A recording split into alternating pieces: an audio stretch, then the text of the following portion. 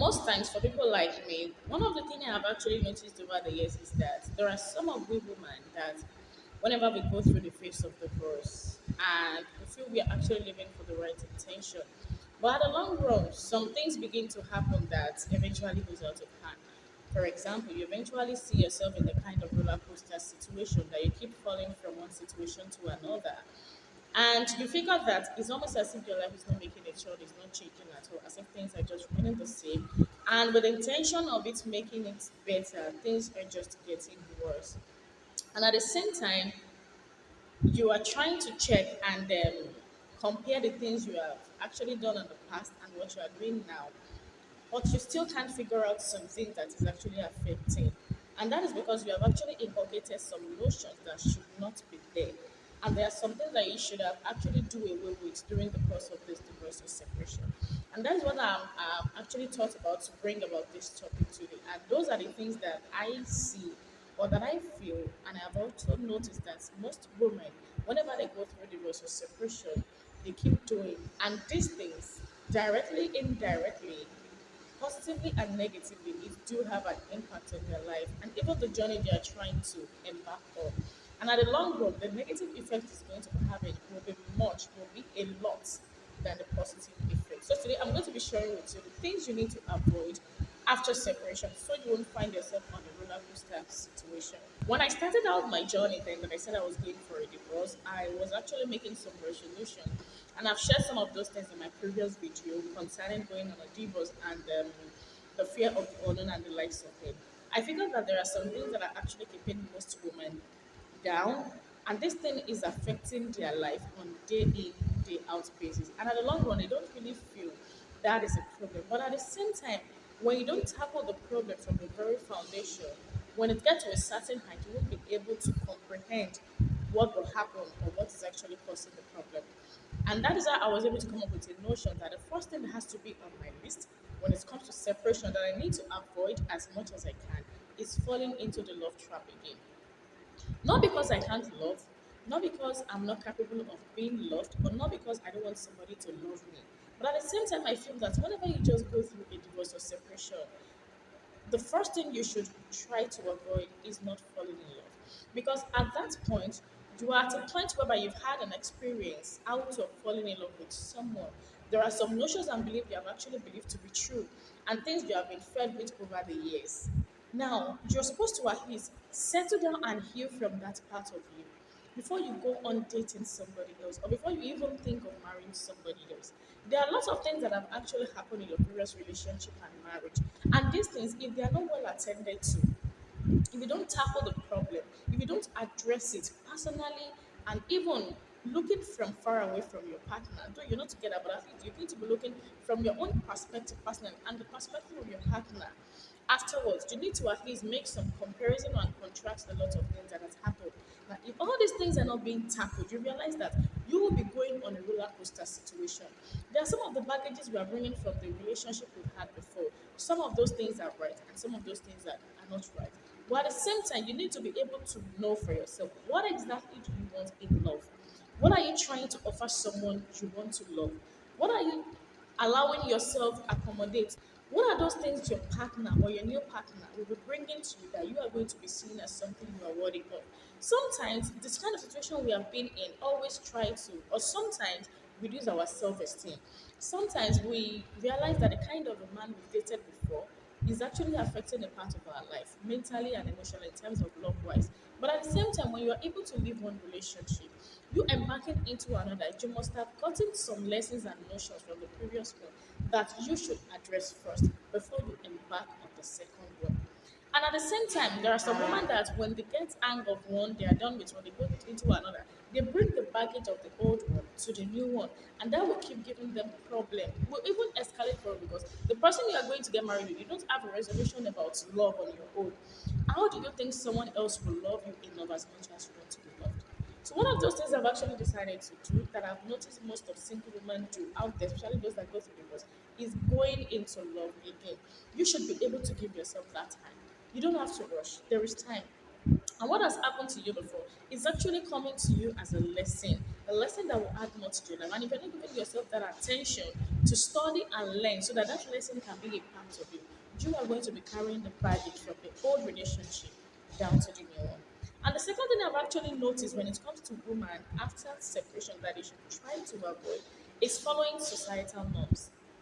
You left there for a reason that is best known to you, not because somebody else actually. Well, there are some people that somebody actually dictated to them to live a relationship, but at the same time, if you know you are being intentional about whatever you are doing, you know this is the time to shut out the society. They are not going to help you walk the path. They are not going to help you plan your life. They are not going to be there to always help you assess. They can even help you access, but you are the one in control of the outcome of whatever they say. Whatever they are saying is just a perspective. People are going to fault you, they will call you so many names, they will bully you, they're going to do a lot of things, especially when they realize that you are on your own and you're trying to create a life for yourself. But this is not the time to follow society and norms. Just shut out the society. Prove to yourself that you're embarking on a journey that is worthy for your life. You're embarking on a journey that is going to be giving you greater impact in your future. So why do you have to listen to people? They might have influenced you to leave or not to leave. They might have influenced you to take up some decisions when you were still in the relationship, either good ones or the bad ones. But at this point in time of your life, you need to make sure you are avoiding societal norms. Whatever they want to see it as a perspective and follow suit with whatever it is you have in mind.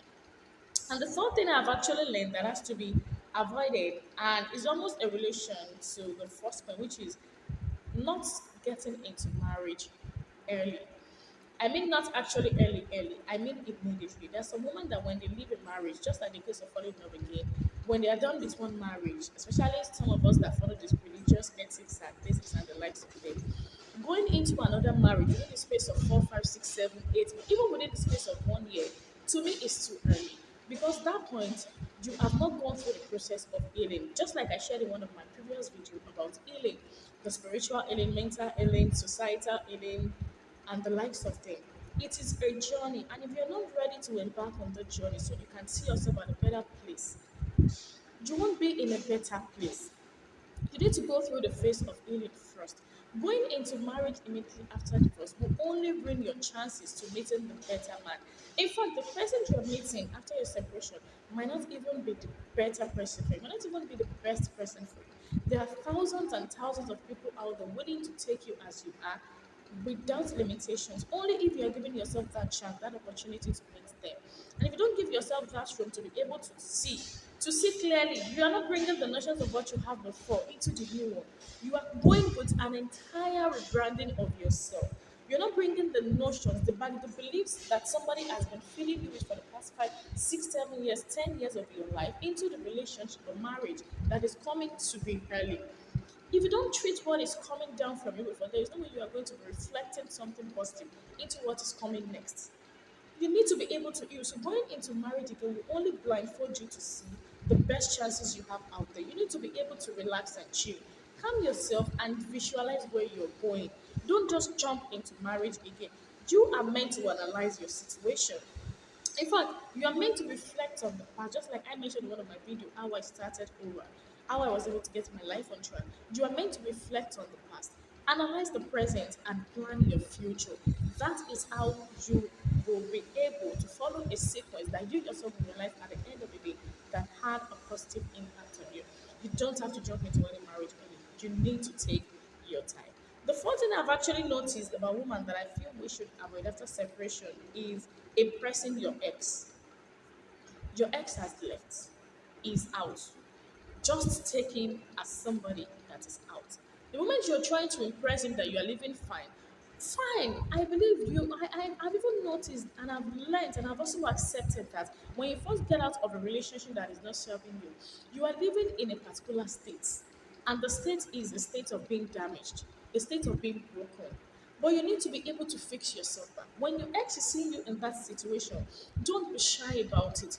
Don't blindfold whatever it is you're going through. You don't have to communicate with him. Fine. He's seeing you like someone that is broken, that is shattered. Obviously, yes, you have to portray that part. But at the same time, you need to be able to prove to yourself that you can mend and fix yourself.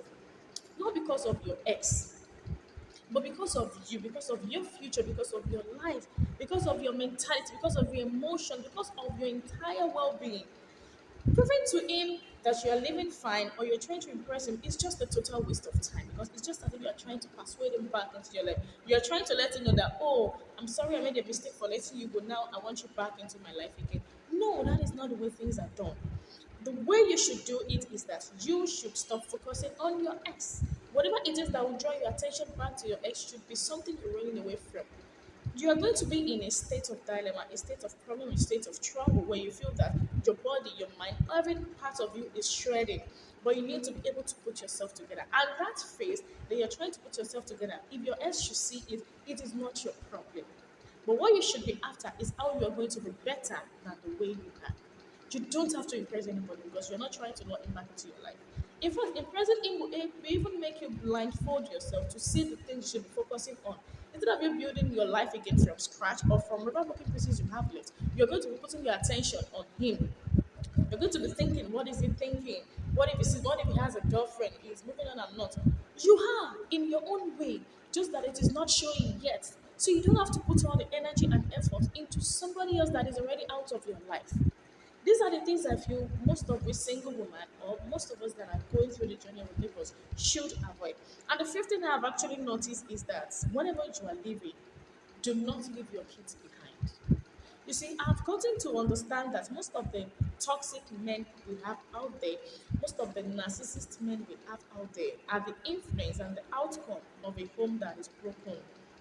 Now, not a home that is broken as regards to going through separation, but I mean when a man that is not well mannered or well cultured nurtures a child, or when a woman that is not well mannered and cultured nurtures a child, or when there is a home that there is no happiness, a home now that contains both the husband and the wife, and still there is no happiness. That is what I'm saying. Now, when you are leaving your kids behind, you know this relationship is toxic for you. You know it is not right. Something is going on, and you're not able to fix it as much as you try, and you are leaving. Do not leave your kids behind. Because when you leave them behind, they are going to be growing up with different notions about you. And not just about you alone, but about the society at large. You want them to inculcate a habit you're trying to portray to their father by living in. So why don't you take you along? Why don't you take them along with you so they can see you as a reflection of that habit you're trying to inculcate into them? When you leave them behind, they are going to be nurtured and grown by the same situation you are trying to avoid. They're going to be growing up with different notions that is different from your own intention when you are living. Some of them end up being narcissists, they end up being random guys, they end up being thugs and come up with different notions. That is the kind of children we are having in society in the world of today because they've grown up with the kind of environment that is not healthy for them mentally, for them emotionally, for them socially and physically. And at the same time, what will happen is that when they eventually grow old with these notions, they will eventually become the husband to somebody else that will start having the problem you faced in their father's house. You don't have to leave your kids behind. Forget about the fact that they're going to starve. You yourself will starve. That's it.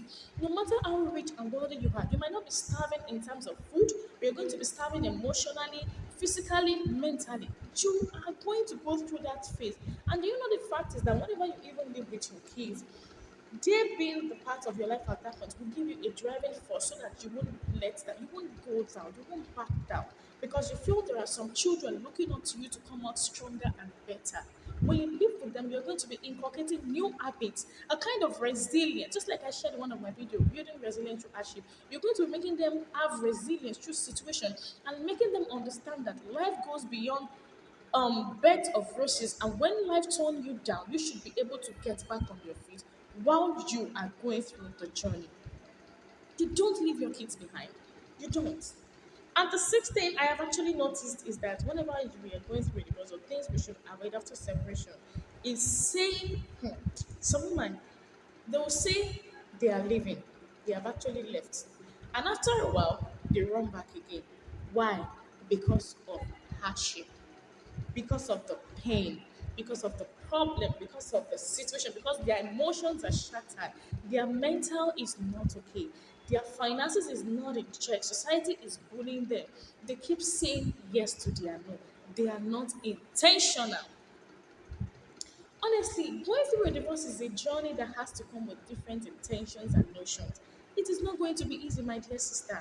I bet it with you. I've been on this journey for the past 2 years, going to 3 years, and I can tell you that the journey is not easy.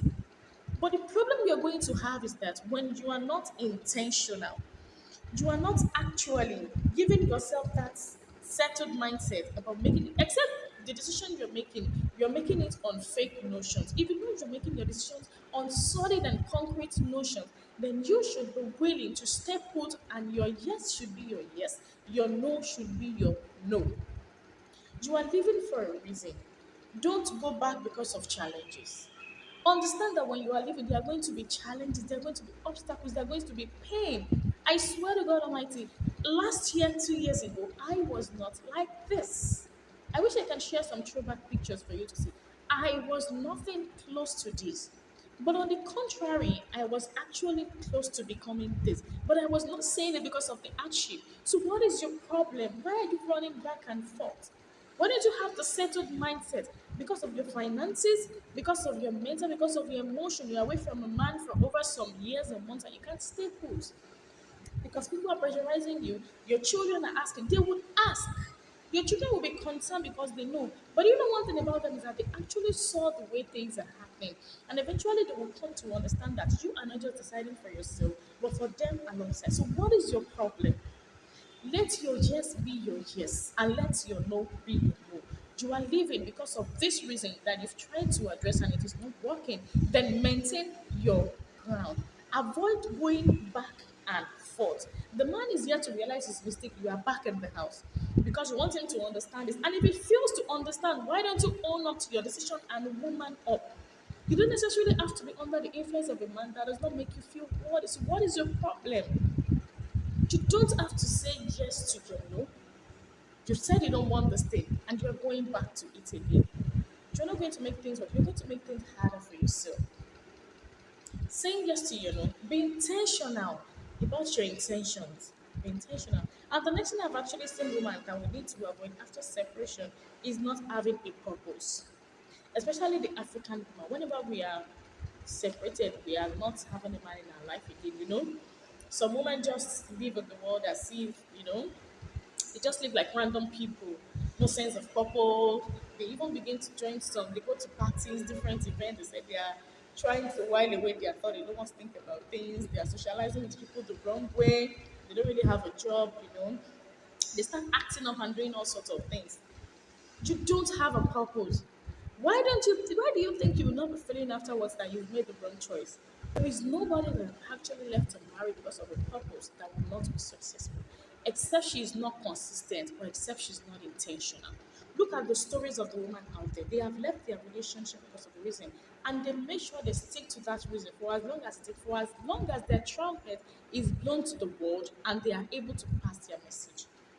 And most of them, they are living on the greatest dream of their life and they are succeeding day in, day out. They are not just trying to stay alive, they are living, they are thriving, and they are surviving. You have to be intentional, have a purpose.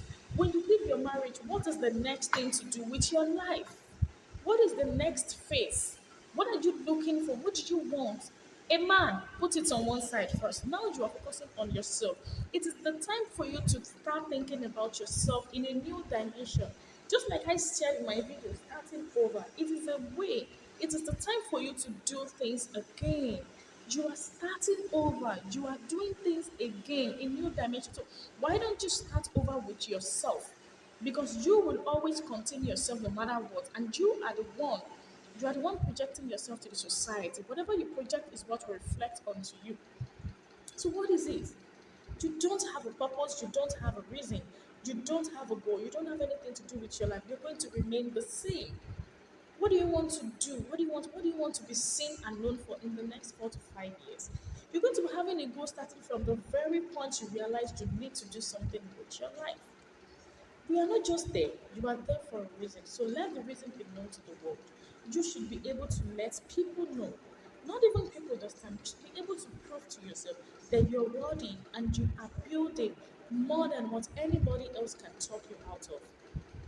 Please Avoid not having a purpose after separation. You really need that. And that's what will keep you glued to achieving something purposeful with your life. The next thing that women should avoid after separation is hmm, this one is very, very common. That is playing a victim role. You know, you're always acting as if people should pity you. You're in this situation. Can't they just try to help you? You call this one to help you. I understand that you might have some financial difficulties. I was there, and I'm even still there to a point, just like things has actually changed. But you don't own up to your life. You should own your life. Nobody is coming into this world to nurture you. Yes, we are born individually. Being a Muslim or Christian or whichever religion you choose to believe in does not put you in the position of playing a victim role. You now stand in front of the mosque entrance, you are looking for money, you want to start a business, they should help you. Must you start business? Can't you go and look for work? You have to start from somewhere. This is not about being biased or I'm talking as if I am very, very strict. Yes, we have to be strict with ourselves. And I think I'm going to be sharing one of the things I actually thought habit single mothers should stop or divorcees. This is very common. We have that habit. Always trying to play the victim role. We understand that you have a story, even if the story is not convincing enough, but you need to be able to woman up on your life. This is the point where you communicate to the world that you matter by actions, not by asking, not by talking. The grass is greener on the other side when you water it, not when you look at it. You can't be looking at whatever it is others are doing because somebody's marriage is working for them. You are not seeing yourself as a victim role. And the man, don't we understand that the man has actually caused you pain, but that does not mean you shouldn't move on. Move on. The world is moving, so why are you not moving? You are being static. The world will not be where it is today. We are not here. We were not here 2 years, 3 years, 4 years back. So why do you still want to remain here at years to come? Stop playing the victim role. It is a situation, it has happened. Fine. What is the next thing? Then stand up. You can go and cry at the corner of your room. I do that a lot. You can cry later. But when you get outside, get up and put up the act. You need to stand up and own up. You need to be able to see yourself as work in progress, not a liability. You are an asset, girl. So get up and become that asset. Be that person. You don't have to communicate to people that you need help. Those that understand might even offer you up without asking. But you need to be able to pick up on something so you can get more. You don't have a job. You don't have to start business. Get a job first. So you'll be able to make savings. And as you make savings, you nurture yourself. I know at the beginning it's not going to be easy. It's going to be very, very difficult. Trust me. It's going to be difficult. I said there is no way. But if you don't act up, if you don't stand up, you won't have any voice that deserves to be heard. Stop playing the victim role. It is painful. We understand. He has done this, he has done that, is this, is that. But this is the time to start acting, to start standing up to yourself. Stand up for yourself and see how your life will turn around. And the next thing on my list that I feel women should stop, that is also just like an extension of this, is that I think I've mentioned that during some of the things I said earlier, that is not being intentional. You have to be intentional. Whatever decision you're making afterwards, it has to be something that is adding purpose to your life. I'm going to make a video concerning the three types of woman we have. That is the woman in her prime, an ordinary woman, and an elegant woman. An elegant woman are the ones that have actually built their life on notions and standards. They have built their life on things that has to work for them. If something is not adding to their purpose, it's not giving them advantage, let it go. You need to be willing to let go of things that does not serve you, things that does not add to your purpose, things that does not contribute success to your life. You should be willing to let it go. Be intentional. If you meet a guy tomorrow and he says he wants to date you, you need to be able to assess and reassess him. If he's worthy to be with, fine. If he is not, and he's worthy to be, it does not mean you are getting married or you're settling with him anytime soon. It means you are still taking your time and you're studying the type of woman you have out there, outside the man you have actually lived with for the past 5 to 10 years of your life. Be intentional. The job you are looking for, what are you trying to bring out from it? Where are you going? What is the next thing for you to do? Where you are going, will it contribute to your success? Oh, I'm going to stay with my sister for a while, okay? And you're not staying there forever. How long? It is not going to be the space of 3 years. 3 years is too much. What are you doing there? Within the space of a year, and highest a two based on reasons or the other, you are out and you have your accommodation. That is being intentional. If you're getting a job, what are your chances there? Is the job going to be harder to your success? Oh, at the beginning, I understand that the job you're getting just for you to keep your thinking up. I understand that. But after a while, if you're going through the journey of healing, what happens? Are you making savings? Are you eating up all your money? Are you doing the needful? Do you have a goal? You should be intentional. Have that intention that this is actually what I am working towards. If you're able to avoid all these things, you realize that your life will even come out better. It will come out in a better version of you. And that guy you think you're trying to impress, when he sees that you're putting a lot of notions to make your life better, he's going to come back begging. And mind you, whenever he come back begging, please, he is not allowed. You're forgiving him. Forgiveness does not mean you accept him. It means you leave him. It means you're setting yourself free so you can see yourself in another dimension. It means you are helping yourself thrive, not just surviving. And that does not mean you are taking back the things you have left. You left for a reason. Don't run back because of challenges. When it runs back to you that it wants you, he is a no-no, because if you hadn't changed to become that woman, he wouldn't have seen you. He wouldn't have seen the better version of you. So what if that better version of you leaves due to some instances and you try to rebuild yourself? Will he leave again and come back again? It shows he did not see future in you. He only saw the past and the present. But that future you have actually built out of tears and pain you've gathered from him does not deserve to go back to be in his house again. So you should woman up and own your life clearly. Until I see you in my next one. Bye.